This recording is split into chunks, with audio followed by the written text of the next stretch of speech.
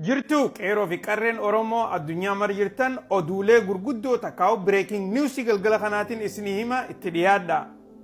Durarratti breaking newsdhaan eegalla abbaan mana seeraa New York takkaa'u jajiin New York Donald Trump odoo inni aangoon fudhanne mana hidhaa naquun qabaa jedhee galgala kana ibsa baasee jira.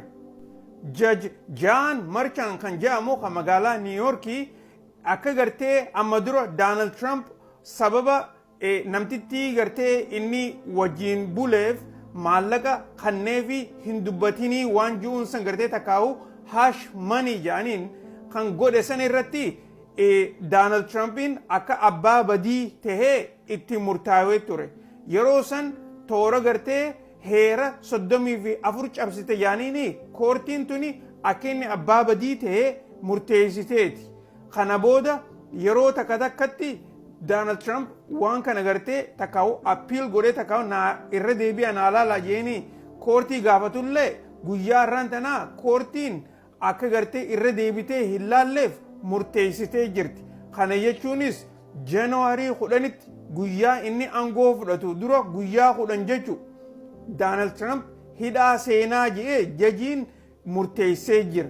Kana jechuunis maal jechu Donald Trump jajiin akka gartee galgala kana waraqaa baasetti inni guyyaa Januaarii 10tti akka Donald Trump hidhamu takkaa'u gartee murtiin itti taatu ni murteessaa jee jira.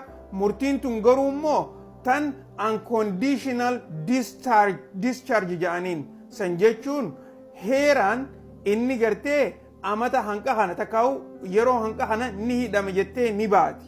Garuu hanqa hidhamu san hojiirran oolchu takkaa'u mana hidhaadhaa inni seenu jechuudha.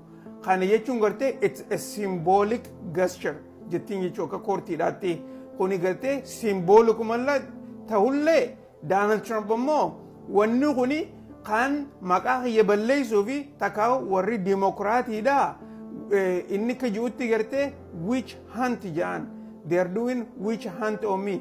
Akka gartee namni kuni isa kana gartee maqaa balleessu akka inni fuuldura gartee biyya tana keessatti politikaa keessatti hin hirmaanne isa godhu akkasuma san ammaasis it's politically motivated jeeni yeroo adda addaa jara kana hunda gartee guutuu isaanii walumaanuu arrabsaa ture. Dubagaa guyyaa Januaarii 10tti Donald Trump takka zuumiin koorti dhiyaata takka ammoo qaamaanii koorti dhiyaata yoo inni gartee yeroo gartee mana hidhaadhaa tana godhullee baatu. Saniifuu oduun tun gartee galgala kana baate akka malee biyya Ameerikaadhaa roraasaa jirti waan Donald Trump iyyuu qabadheetiin isinii dhiyaata. Pireezidantiin Ukraine Zeleniskiin eega amanni haareen dhufu guyyuma sadeen kana keessatti Raashaan diroon 300 oliin biyya teenya tumaa jirtii jedhee miidiyaadhaa ibsa godhee jira. Kana jechuunis yeroo ammaan tanaa akka gartee Donald Trump isa gargaaree akka amma dura Biden isa gargaaree maallaqaa fi meeshaa waraanaatiin isa cinaa dhaabbachaa ture. Donald Trumpis akka isa cinaa dhaabbatee takkaa'u lola kana dhaabu waan barbaadu jecha guyyaarraan tanaa takkaa'u gartee reefumaan tana miidiyaadhaaf ibsa godhee jira. Kana jechuunis Donald Trumpin yoo dandeesse lola kana nurraa dhaabii akka juunitii oduu tana keessatti. Xayyaaronni Israel magaalaa Gaazaa takkaa'u gartee naannoo Gaazaadhaa san akka malee samiirraa tumuu keessa nama 42 galgala kana fixanii jiran.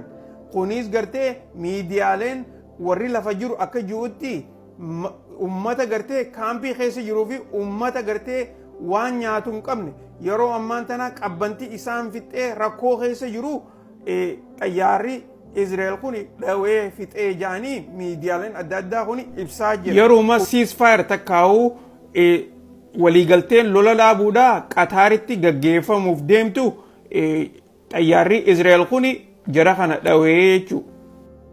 Oduun galgala kana tana fakkaatti oduu biraatiin amma walitti deebinu nagaan jiraadhaa.